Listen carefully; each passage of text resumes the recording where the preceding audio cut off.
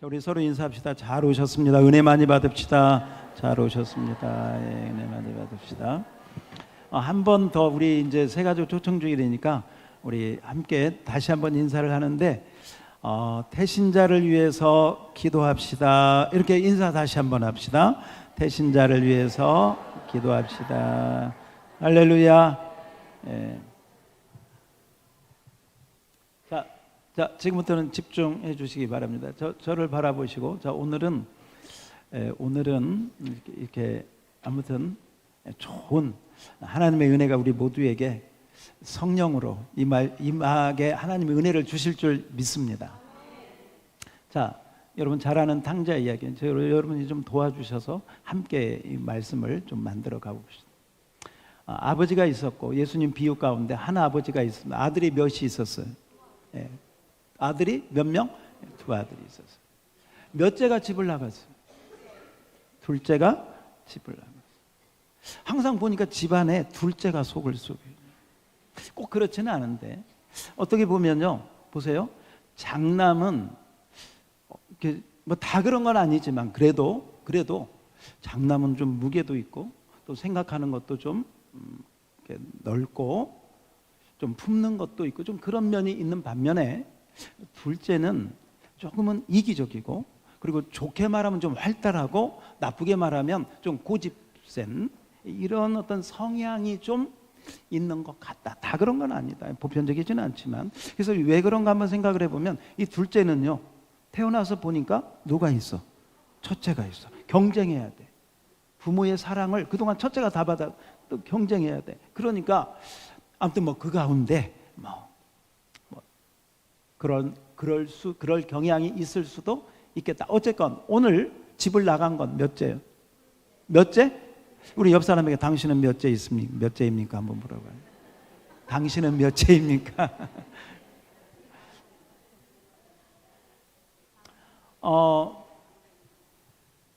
참고로 저는 장남입니다.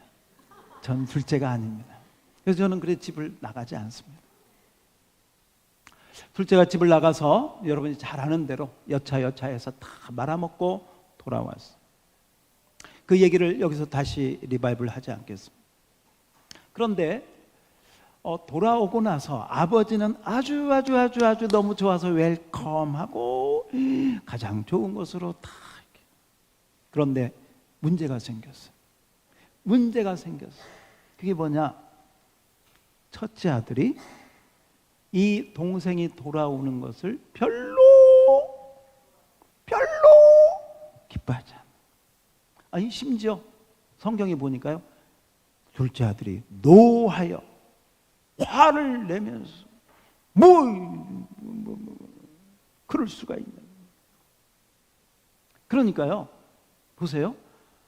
집 나간 아들이 들어오기 전까지는 아버지가 거기에 마음이 빨리 돌아왔네. 그런데 이제 또 문제가 생겼네. 누가 속을 썩여? 큰아들이. 그런 것 같아요. 한국의 부모들은요, 자식들 때문에 속 무지 썩어. 결혼시키기 전에도 속 썩여. 결혼 가서도 속 썩여. 여러분은 속 안 썩었죠? 이게 부모의 마음이에요. 그러니까 지금 이제 왜 제가 이 얘기하냐면 그 아버지의 마음을 우리가 한번 이렇게 헤아려. 그리고 오늘 제가 드린 설교는 이거예요. 이 둘째 아들이 돌아오고 난 다음에 그 가정이 어떻게 되었을까? 둘째 탕자가 돌아오고 난 다음에 그 가정은, 그 다음은 어떻게 되었을까 하는 부분을 우리가 오늘 한번 같이 생각을 해보자 하는 것입니다. 왜냐하면 왜 이 부분을 우리가 생각을 해야 되느냐? 오늘 말씀이 탕자가 돌아와서 아빠가 기뻐하는데 또 큰아들이 화를 내면서 반발을 합니다. 어찌 그럴 수가 있냐고 컴플레인합니다. 그때 이 부모는 뭐라고 얘기를 하느냐? 야, 이 내 것은 다 네 것이고, 응? 이 아들이 우리가 잃었다가 돌아왔으니 얼마나 기뻐하냐. 우리가 기뻐하는 것이 마땅하다. 자, 오늘 본문 마지막이, 오늘 이 비유의 말씀의 마지막이 어떻게 되느냐? 그 불평하는 큰아들을 향하여 아버지가 그렇게 이야기합니다. 제가 31절을 읽고 여러분이 32절을 읽어주세요.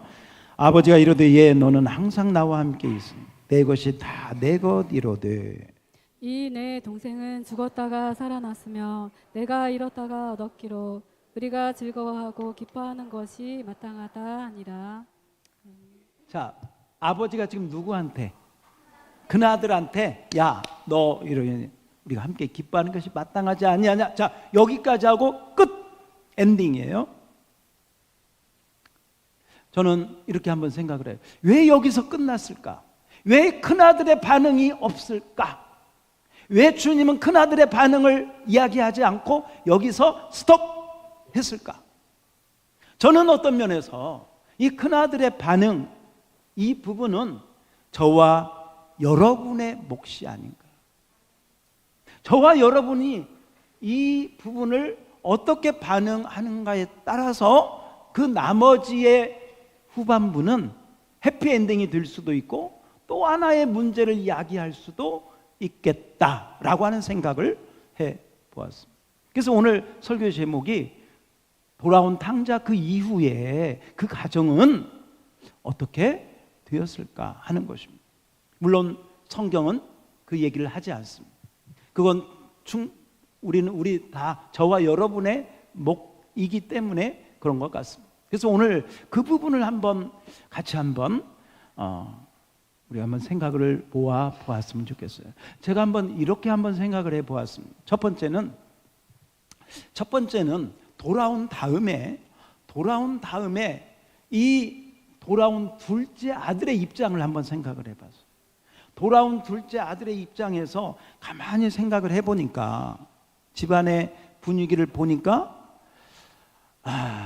아버지는 참 기뻐하는 게 진심으로 느껴지는데 이 둘째 아들 마음에 걸리는 게 누구요? 누가 걸려? 큰아들. 형이 자기를 바라보는 눈빛이 별로 안 좋아. 말도 안 하려고 그래. 밥 먹는 자리도 잘 오지 않아. 그 의미가 무엇인지 이 둘째는 알고 있어. 그리고 어쩌면 마땅하다. 내가 무슨 염치가 있나? 내가 무슨 할 말이 있겠나? 그래서 견디고 시간을 지냅니다. 그리고 자기 나름대로 그 보상을 하려고, 자기가 잘못한 것에 대한 보상을 하려고 열심히 노력을 합니다. 그런데 시간이 지나면서 돌아온 탕자가 말이죠. 시간이 지나면서 이제 몸도 좋아지고 또 자기가 돈을 어느 정도 이제 자유롭게 쓸 수 있는 그런 여건도 좀 되어지고, 이전에는 여러분 그 쥐업 열매 먹으면서 거짓골 됐잖아요. 호주머니에 이제 좀, 그리고 이제 조금은 여유가 생기고, 그런데 저 형이 계속 자기를 못마땅하게 하는, 그게 또 막 마음에 성질이 나는 거예요. 그래서 돌아온 다음에 내가 이전에 세상에 나가서 즐기면서 자유로운 영혼이 되어서 살 때 그때 참 좋았는데, 그때가 좋았지. 여기 오니까 저 눈치하고 그냥 일해야 되고 또 내가 잘못한 거에 대한 자격지심도 있고, 그래서 그러니까 제가 이렇게 쓴 거고, 제가 한번 생각을 해요. 이 돌아온 당자가 그런 여러 가지 자기가 그런 거에 대한, 이전에 자기가 세상에 즐기던 거기에 대한 미련도 있고 여유도 좀 생기고, 그런데다가 형은 계속 눈치 주고 이러니까 견디지 못하고 다시 집을 나갔어. 다시. 여러분, 우리가 웃을 수 있지만 어떤 분이 예수를 믿으려고 교회에 왔다가 예수님은 좋은데, 아버지는 좋은데, 아이고, 형들이 너무 싸나워. 형들이 너무 세. 길을 못 피겠어. 여러분, 그래서 말이죠, 뭔가 주님 손 붙잡으려고 교회에 왔다가 사람 때문에, 먼저 교회에 와 있는 어떤 그 사람들, 이게 이제 어떻게 보면 성경에 보면 이게 큰형이지. 집 안 나가고 자기 그 자리에 있었다는 거예요. 그 때문에 다시 세상 길로 가는 경우요 굉장히 많습니다. 왔어. 뭔가 좀 제대로 하나님 믿어보려고. 마치 삭개오가 예수님 좀 만날까 해서 갔더니 오매, 사람들이 너무 많아. 사람들이 다 막아버린 거예요. 그래도 삭개오는 그 간절한 마음이 있으니까 돌감람나무 위에라도 올라갔지만 다 그런 건 아니잖아요. 적당히 하다가 아이고 하고 다시 가는 거예요. 그래서 첫 번째 케이스는 뭐냐면, 돌아왔다가 다시 집을 나간 경우를 한번 생각해 볼 수 있겠다라고 하는 거죠. 자, 두 번째 케이스. 두 번째는 돌아온 다음에 동생이 열심히. 근데 형의 입장에서, 큰아들 입장에서 가만히 생각해 보니까 자기가 아버지한테 그렇게 얘기했는데도 아버지는 여전히 동생을 사랑하고, 동생을 그냥 그동안 얼마나 고생했냐고 잘 대우해주고, 그냥 동생이 상처 안 받도록 그냥. 그런데 그게 견딜 수가 없는 거예요. 큰 형 입장에서. 자기를 위해서는 정말 동생에 비해서 자기는 그렇게 열심히 했는데 그렇게 돌보지 않는 그런 어떤 상대적인 비교의식과 이런 마음. 그런데다가 저 동생 오가는 걸 보면 정말 동생 꼴도 보기 싫어. 동생 없을 때는 좋았는데 쟤 들어오고 나서 이 집안의 분위기가 자기 중심이 아니라 동생 중심으로 돌아가네. 성질이 났어. 화가 났어. 그래서 너무 화가 나서 두 번째 케이스는 큰아들이 집을 나가버렸어.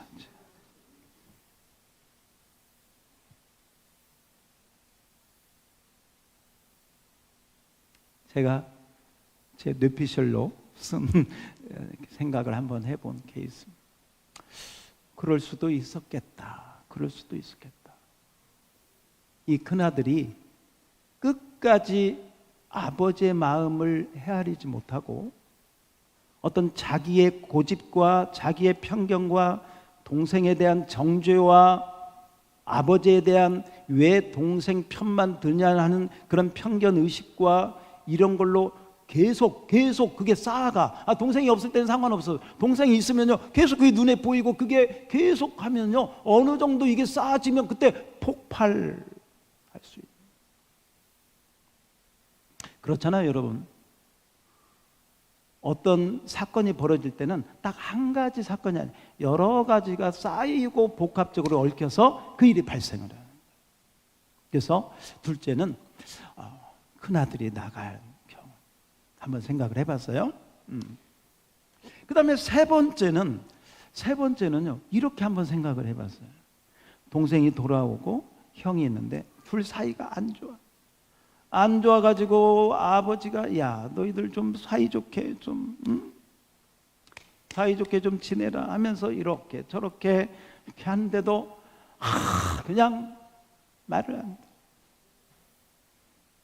계속 권면하고 그렇게 해도 말을 안 들어서 아버지가 너무 그 형제끼리 그렇게 불화하고 화해도 안 하고 그냥 한 집안에 식구도 많지 않은데 할 일도 많은데 그 중심 드는 두 아들이, 여러분, 부모의 마음은 우애하고 사이좋게 지내는 것보다 어떤 게 있겠어요? 그런데 그 둘뿐이 없는 아들이 그냥 왼수같이 그렇게 지내는 것 보고 화해하라고 해도 안 하고 그렇게 하는 걸 보고 아버지가 너무너무 화가 나서 아버지가 집을 나가버렸어. 아버지가. 근데 이제 제가 이건 그냥 제 생각이고요, 그런 경우는 없다. 왜냐하면 오늘 성경에 보면 아버지가 하나님이기 때문에, 하나님 아버지를 의미하기 때문에 아버지가 집을 나간 경우는 성경적으로는 안 맞는 경우고요. 그냥 제가 한번, 사람이면, 이게 하나님 얘기가 아니고 일반 가정 얘기면 뭐 극단적으로 거기까지도 생각해 볼 수는 있겠다. 그러나 성경적이지는 않다. 그 부분은 이해가 되시면 아멘. 그냥 아버지가 집을 나가는 경우는 없어요. 자, 그래서 첫 번째는 돌아온 탕자가 다시 나갔을 경우, 두 번째는 첫째 아들이 계속 컴플레인이 쌓여가지고 그 다음 나갔을 경우. 자, 그 다음에 마지막 세 번째는 뭐냐면 해피엔딩. 뭐냐면 그 돌아온 탕자가 형이 그렇게 구박하고 눈치 주고 그러는데도 묵묵히 새벽부터 저녁까지 자기 집에 품꾼도 있고 종들이 있는데 그 품꾼이나 종들보다도 더 일찍 일어나서 더 늦게까지 일을 하는 거예요. 그리고 일하기 전에 꼭 물어봐. 아버지, 오늘은 어떤 일을 해야 됩니까? 아버지, 오늘은 무슨 일을 해야 됩니까? 그래서 아버지가 말씀하면 그 일을 정말 새벽부터 늦게까지, 잠은 3시간, 4시간밖에 안 자고 그렇게 하는 거예요. 꼭 종처럼, 품꾼처럼. 나중에는 아버지가 탕자의 건강을 생각해서 둘째 아들, 야, 너 그렇게 할 거 없다. 네가 물론 잘못한 거 있지만 너 그러다가 너 큰일 난다. 건강 다친다. 적당히 해라. 그래도 그쵸. 나중에는 형이 가만히 보니까요, 정말 동생이 진심인 것 같아. 진심인 것 같아. 그리고 형이 봐도 저건 너무너무 하는 거예요. 너무너무 열심히 하는 것 같아요. 여러분, 제가 이 부분은 제가 성경에서 힌트를 얻었습니다.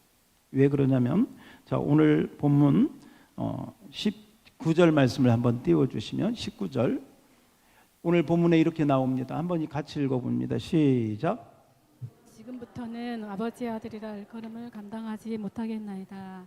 나를 품꾼의 하나로 보소서 하리라 하고. 따라서 합시다. 나를 품꾼의 하나로 보소서. 뭘로 봐달라고? 품꾼의. 여러분, 품꾼은요, 종도 아니에요. 품꾼은 종으로 취직한 사람도 아니야. 잠시 왔다가 일해주고 가는, 어떻게 보면 종들 가운데 가장 밑에, 바로 그게 품꾼이에요.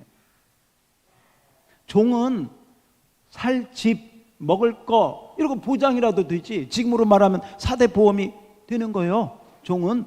그런데 품꾼은 그런 거 없어요. 근데 이 둘째 아들이 돌아오면서, 야, 나는 너무 잘못해. 너무너무 내가 과실이 많아. 나는 아들이라고 칭함을 받지 못하겠어. 나를 품꾼의 하나로 봐주세요.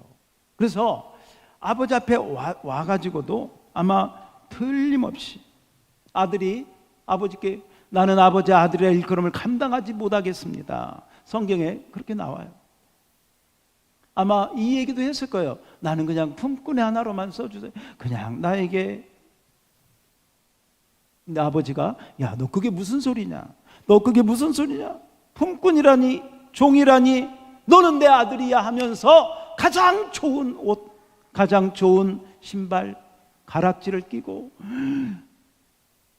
송아지를 잡아서 최고의 잔치를 벌이죠. 너는 내 아들이다. 그런데 여러분, 자, 돌아온 다음에 그 다음을 우리가 한번 생각을 해보면, 돌아온 다음에 이 탕자는 어떤 모습의 삶을 살았을까? 그 집에서 어떤 행동을 어떻게 했을까 하는 것입니다.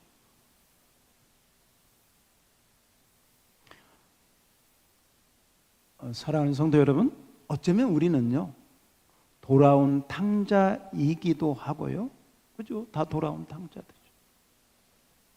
돌아온 탕자이면서 동시에 우리는 또 큰 아들의 자리, 첫째 아들 장자의 자리에 있는 해당되는 사람이기도 하는 것입니다. 교회에 와서 주님을 믿고 돌아온 다음에 초신자가 돼서 기도하고 세례받고 집사가 되고 권찰이 되고 권사가 되고 장로가 되고 목사가 되면서 우리는 나도 모르게 큰아들의 자리에 점점 올라가는 것을 보게 돼요. 큰아들의 자리에 자기도 모르게 점점 가 있는 모습을 봅니다. 교회 안에서 나의 어떤 주도권, 나의 어떤 말, 나의 어떤 존재감을 자꾸 키우려고 하거나 이 자기 중심적인 생각, 이것을 가지는 경우들이 굉장히 많습니다. 교회 안의 모든 문제는 어디서 생기느냐?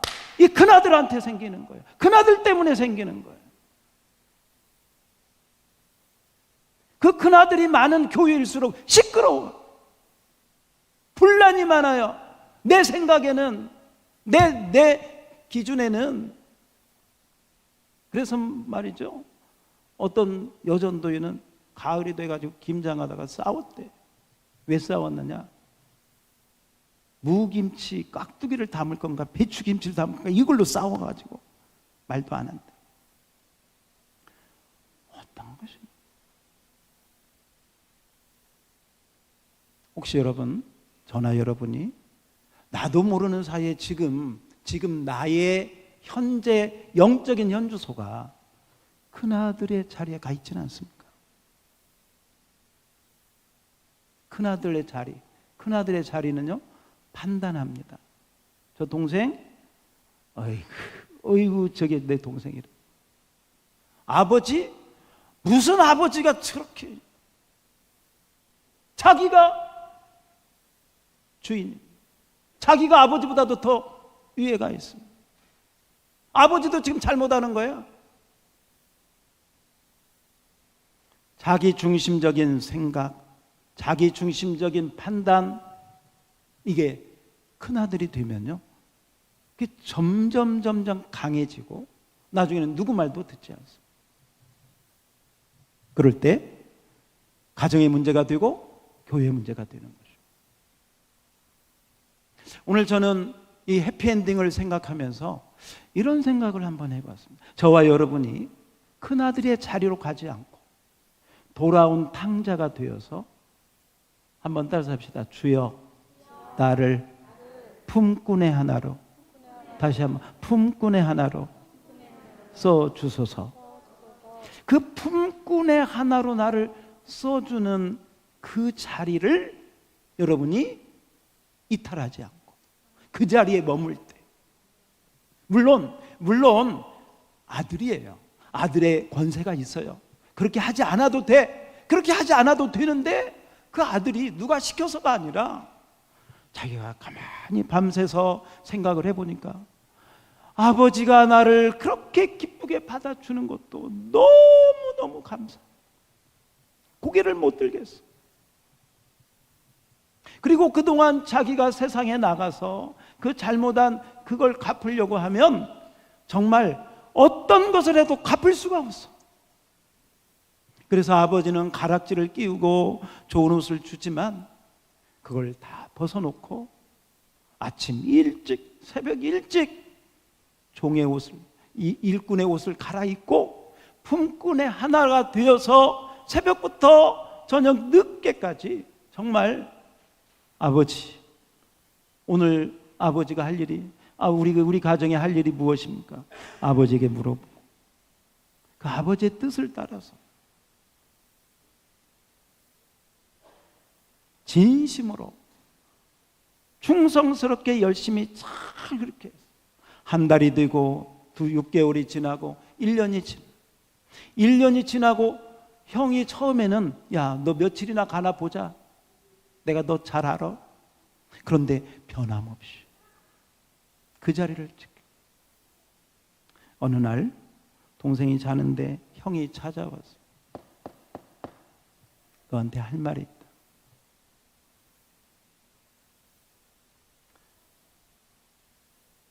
너가 다시 돌아왔을 때 내가 너를 환영할 수가 없었다. 너가 돌아오는 걸 내가 기뻐할 수가 없었다. 그런데 지금 너의 모습을 보니까 내가 속 좁은 형이었다. 미안하다. 그랬더니 동생이 무슨 소리냐고, 제가 형한테 무슨 할 말이 있겠냐고. 아닙니다. 그건 형의 잘못이 아닙니다. 다 내 잘못입니다. 하고 형 앞에 무릎을 꿇고 또 손을, 그래서 둘이 손을 잡고요 밤새도록 울었대요. 6시간 동안. 제가 물어봤어요. 여러분, 저는 이 두 형제가 그렇게 서로 울고 마음이 하나 되어서 그 다음 날부터는 집안의 분위기가 달라졌어. 집안의 공기가 달라졌어. 아버지가 그 모습을 보니까 얼마나 좋은지.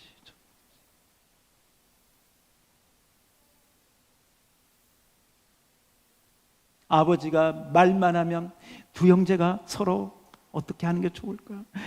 그 일을 하려면 예산이 뭐가 들고 필요한 장비가 뭐고 사람은 인력은 뭐고 서로 아이디어를 내가지고 막 서로 상의해가지고 최고의 효력을 최고의 열매를 맺으려고 아버지의 뜻을 막 할렐루야. 우리 교회가 그런 교회가 되기를 축복합니다. 그래서 교회는 진짜 큰아들이 없어야 돼. 다 품꾼의 하나로, 부엌에서 지금 여러분이 앉아있는 의자도요, 제가 어제 보니까 허리 아픈 어떤 권사님이 의자를 일일이 다 닦으시더라고요. 한 분 한 분의 그 섬김과 그 은혜가 하나님의 교회를 은혜롭게 하고 아름답게 하는 줄 믿습니다. 한번 따라서 합시다. 주여, 나를 품꾼의 하나로. 어쩌면 여러분, 우리 예수님은요 품꾼이 아니라 종의 형체를 가지고 하나님의 영광스러운 아들이신 그분이요, 그 영광 다 버리고 저와 여러분을 위해서 오셔서 종의 형체를 가지고 십자가를 지시고 무덤의 자리까지. 사도 바울의 표현을 보면 나는 복음의 빚진 자라. 어쩌면 사도 바울은 영적으로 그 빚진 자의 마음, 품꾼, 복음의 품꾼의 그 종된 마음을 가지고 살았기에 그의 일생이 큰 부자는 아니었지만, 권세가 있는 그런 사람은 아니었지만, 아버지의 뜻이 무엇인가, 아버지의 소원이 무엇인가, 거기에 초점을 맞추고 평생을 품꾼의 마음으로 살았기에 그가 가는 곳마다 복음을 전하고 교회를 세우고 선교하고 그렇게 해서 하나님 아버지의 뜻을 이루어 간 줄 믿습니다. 여러분은 어떤 마음을 품고 살아가고 있습니다? 여기서 큰 아들이나 둘째 아들이나 첫 번째 스테이지에서 잘못한 게 뭐냐? 지 맘대로 하려고 했고 아버지의 마음 관심 없어요. 아버지의 마음 관심 없으니까 둘째 아들 유산 달라고 해서 지 맘대로 나가서 다 지 맘대로 써버리는. 첫째 아들 집 안에 있었지만 아버지의 마음은 모르는 집 안의 탕자. 둘 다 탕자야. 집 나갔냐 집 안 나갔냐 그 차이지. 아버지 마음을 모르고 자기 중심적으로 생각하고 자기 중심적으로 고집하는 것은 똑같아. 둘 다 탕자야.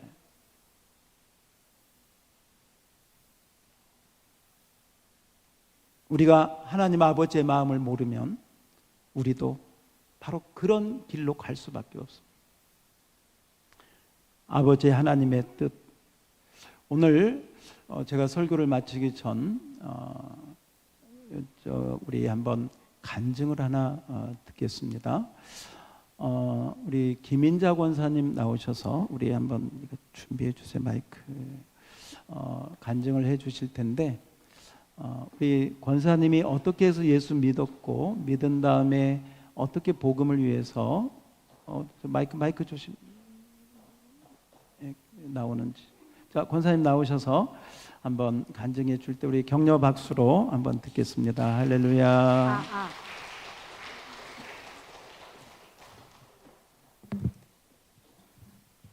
마이크 들고 하셔요. 안녕하세요. 저는 김인자 권사입니다. 저는 아주 소심하고 사람들과 교제를 싫어하고 마이크 나 가까이. 자신만 믿고 내가 주인된 삶을 살았습니다. 친정어머니께서 예수 믿으라고 말씀하시면 저는 돈 벌어야 해서 시간이 없어요 라고 대답했습니다. 2005년도에 딸이 인도로 양무리 교회에 등록하였습니다. 처음에는 주일 오전 예배만 드리고 오후에는 출근하여 새벽까지 일하느라 성경 말씀을 읽을 시간도 없었고 구원의 확신도 없었습니다. 그러다가 어느 순간부터 목사님이 설교 말씀을 들을 때에 성경 말씀이 신기하게 느껴졌습니다. 하나님이 우주 만물을 만드시고 사람도 만드셨다는 말씀이 놀라웠고 다니엘서의 말씀에 풀무불에 던져진 새 친구가 하나님의 보호하에 아무 손상이 없이 살아 나온 말씀이 너무나도 신기해서 일터에서 동료들에게 이야기처럼 해주기도 했습니다. 이렇게 하나님의 능력을 조금씩 깨닫게 되었고 전인 치유 집회에 참석하여 하나님 앞에 죄를 자백하고 회개하게 되었고 목사님의 안수 기도를 받고 방언도 받았습니다. 그 후부터 새벽 기도를 시작하여 매일 기도로 하루를 시작하니 성령님이 주시는 힘으로 하루하루 즐겁게 일하게 되었습니다. 그러다가 일을 그만두고 교회의 모든 예배와 전도에 빠지지 않고 할 수 있어 너무 좋았습니다. 특히 금요철야 기도에서 성령님이 저에게 과거의 나 자신을 돌아보게 하시면서 많은 눈물을 흘리게 하셨습니다. 성경 말씀을 읽고 필기하면서 또 사복음서를 읽으면서 거룩한 하나님의 아들이신 예수님께서 나의 죄 때문에 십자가의 모진 고통을 받으신 말씀에 눈물을 흘렸고 알코올 중독된 남편이 구타를 이기지 못하고 이혼한 제 자신이 너무 원망스러웠고 내가 너무 이기적이었다는 것을 깨닫고 마음에 남편을 용서했습니다. 성령님이 저에게 용서의 마음을 주시니 제 마음속에 숨어있던 쓴뿌리가 완전히 사라지고 마음에 평안이 임하였습니다. 영혼에 대한 사랑의 마음이 생겼습니다. 그때부터 의무가 아닌 사랑의 마음으로 전도하게 되었습니다. 또 복음반 공부하면서 하나님이 우리를 구원하신 목적은 우리가 하나님의 성품을 닮아 성화되고 영혼들을 사랑하는 마음으로 복음을 전하는 것임을 더 깊이 깨달았습니다. 예수님을 믿는 우리는 은혜로 구원받아 하나님의 자녀가 되어 영원한 나라 천국에 소망을 두고 이 세상에서 사는 동안에도 선한 목자이신 예수님의 도우심과 인도하에 행복하게 살다가 죽으면 천국에서 영원히 행복하게 살 수 있다는 것을 깨달은 순간부터 예수님을 모르고 믿지 않고 세상에서 방황하다가 죄과 안 돼서 지옥에 갈 수밖에 없는 영혼들이 너무나도 불쌍하다는 마음을 성령님께서 저에게 주셔서 한 영혼이라도 전도해야겠다는 마음으로 더 열심히 전도하게 되었습니다. 한 사람을 전도하여 교회에 인도할 때 제 마음이 너무나도 기뻤습니다. 이때 한 영혼이 천하보다 귀하다고 말씀하신 주님의 마음을 알게 되었습니다. 저는 계속 전도할 수 있도록 영육으로 강건함을 주시기를 하나님께 구합니다. 우리의 작은 신음에도 응답하시는 하나님은 저의 기도를 들으시고 저에게 건강을 지켜주시고 허리와 다리에 힘을 주셔서 씩씩하게 걸어다니면서 전도할 수 있도록 도와주셨습니다. 저는 아직 너무 부족합니다. 우리 교회에 아프신 분 몸으로 열심히 전도하시는 분들도 많습니다. 저는 그 분들을 본보기로 삼아 마태복음 4장 19절 말씀에 따라 하나님을 사람을 낚는 어부가 되게 힘쓰겠습니다. 감사합니다.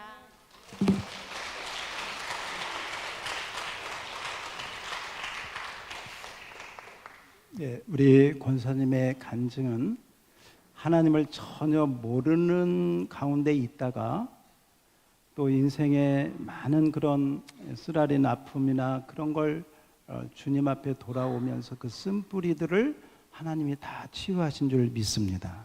그리고 그 쓴뿌리들이 치유가 되니까 영혼을 사랑하는 마음이 생기고 또 용서하는 마음도 생기고 사랑하는 마음이 생겨서 그 다음 그 한 영혼 한 영혼을 향해서 나아가는 그 마음, 이게 어쩌면 정말 품꾼의 하나로 나를 써주세요 하는 그 마음인 줄 믿습니다.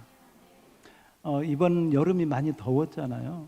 이번에 여름 더웠는데 우리 교회 몇몇 분들이서 화요일, 목요일 한 번도 쉬지 않고 그 더운 여름에도 비가 오는 때에도 쉬지 않고 계속 나가서 전도하신 분 가운데 한 분이 김인자 권사님이십니다. 우리 한번 격려 박수 한번 합시다. 수고들 하셨습니다. 네. 물론 전도가 전부다 이건 절대 아니고요. 여러분 그 마음, 그 중심, 어떻게 하면 하나님의 뜻을 따라, 어떻게 하면 아버지의 원하시는 마음을 따라 할까, 그 중심이 느껴지시죠? 네. 그게 저와 여러분에게 동일하게 있어야 될 줄 믿습니다. 우리 요한복음 6장 39절, 요한복음 6장 39절 띄워주시고, 자 39 아버지의 뜻이 뭔가, 자 나를 보내신 제가 있고 40절은 여러분이 나를 보내신 이의 뜻은 내게 주신 자 중에 내가 하나도 잃어버리지 않냐 마지막 날에 다시 살리는 이것이니라. 내 아버지의 뜻은 아들을 보고 믿는 자마다 영생을 얻는 이것이니 마지막 날에 내가 이를 다시 자, 우리 아버지의 뜻은 한 영혼 돌아와서 살리는 것, 하나님 기뻐하는 아버지의 뜻인 줄 믿습니다. 자, 우리 이제 설교 요약은 제가 빨리 할 테니까요. 자, 한번 같이 읽고 마치도록 하겠습니다. 자, 설교 요약 펜 드시고, 자, 오늘 설교는 다 했으니까요. 자, 탕자의 비유는 같이 읽습니다. 시작. 탕자의 비유는 너무 유명한 이야기로 우리는 회개하고 돌아온 둘째와 기뻐하는 아버지, 화가 난 큰아들을 떠올립니다. 자, 오늘은 탕자가 돌아온 그 이유를 상상 아니면 생각 뭐 괜찮습니다. 돌아온 이유를 생각해 보면 좋겠습니다. 상상해 보았으면 좋겠습니다. 자, 1번 같이요. 시작.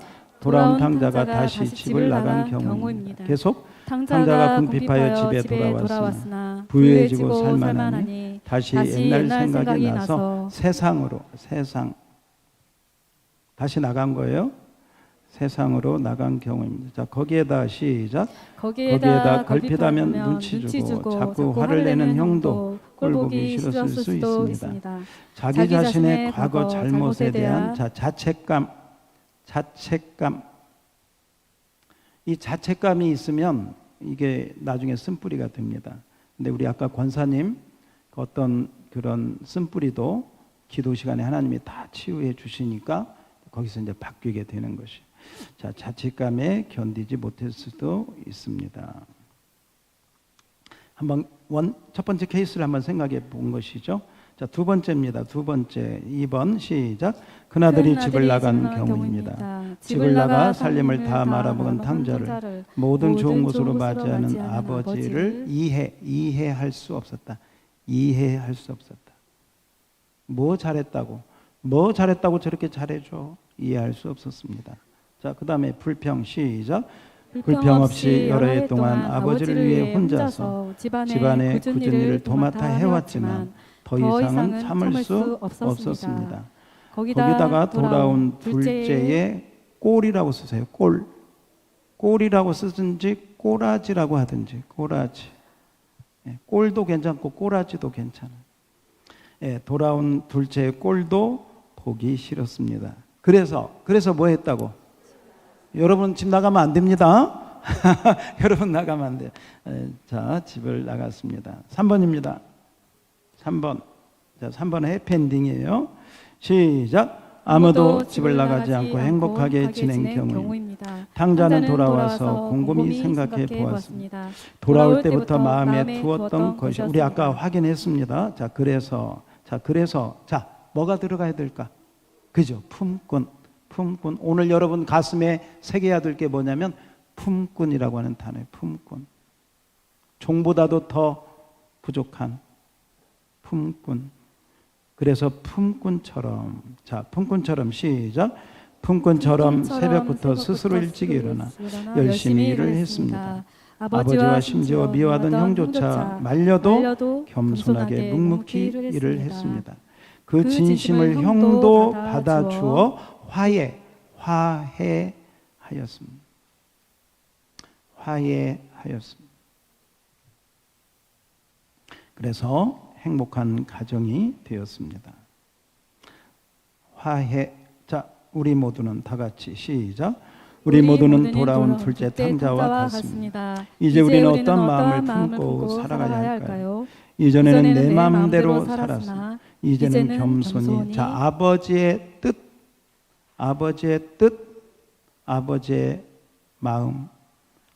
마음, 아버지의 뜻. 그동안에는 첫째도 둘째도 다 자기 마음대로. 근데 이제 아버지의 마음을 알게, 아버지의 뜻을 따라 사는 것입니다. 자, 아버지의 소원 시작. 아버지의 소원은 또 다른 탕자들이 돌아오는 것입니다. 돌아온 우리는 이제 아직 돌아오지 않은 탕자들, 그리고 돌아오고 있는 탕자들을 향하여 아버지의 마음을 가지고 나갑시다. 10월 27일 주일이 바로 그날입니다. 이 탕자가 돌아오는데요, 통계를 내봤답니다. 통계를 내봤더니 10번에서 15번 정도를 만나야, 10번에서 15번 정도의 권면, 그래서 첫 번째 이 얘기 듣고 세 번째 교회 왔을 수 있어요. 그런데 또 나가, 또 안 나와. 그런데 10번이나 15번 정도의 그 과정을 통해서 이제 교회에 정착을 한다는 것입니다. 그래서 여러분, 지난번에 왔다가 안 나오신 분들 괜찮습니다. 이번에 또 그게 쌓이면 통계적으로, 물론 성령님이 역사하시면 다 달라질 수 있지만, 여러분, 우리가 할 일을 하면 그 다음에 나머지는 우리 하나님이 책임질 줄 믿습니다. 한번 더 살펴. 품꾼의 하나로 써주세요. 여러분, 품꾼의 자리 떠나지 않는 우리 모두가 되기를 주의 이름으로 축복합니다. 참, 우리 교회는 정말 제가 감사할 것뿐이에요. 우리 장로님들이 다 품꾼의 자리에 가 있어요.